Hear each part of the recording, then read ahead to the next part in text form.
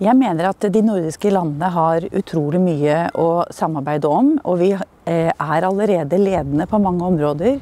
Vi har utrolig gode og sterke fagmiljøer, vi har sterke bedrifter. Jeg mener at de nordiske landene kan gjøre hverandre enda sterkere. Vi kan sammen utvikle verdikjeder, vi kan teste ut nye energiformer.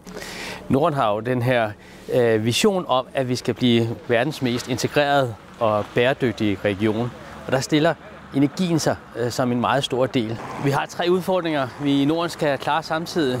Det er, at vi vil være bæredygtige, vi vil have en grøn region, men vi skal også være sikre på, at det sker på en bæredygtig måde, og det skal være økonomisk opkommeligt for de nordiske borgere. Og så skal vi også have energisikkerheden, vi skal også sikre sig, at der er nok energi til alle. Så det er altså 3 udfordringer, der skal løses. Nogle gange kan de være lidt modsigende af hinanden, men det man kan gøre, hvis man tænker det smart i det her trilemma, det er, at man finder løsninger, hvor man får opnået alle 3 på samme tid.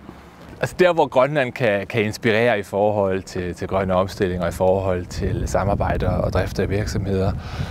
Vi er jo et land med en lang tradition for egentlig at have en stærk integration mellem natur og folk og erhverv. Vi er vant til at leve af vores ressourcer, vi er tættere på vores ressourcer. Folk fylder meget, mennesker fylder meget i det, vi laver, og der er jo ikke nogen grund til at lave noget, hvis ikke vi gør det for menneskene.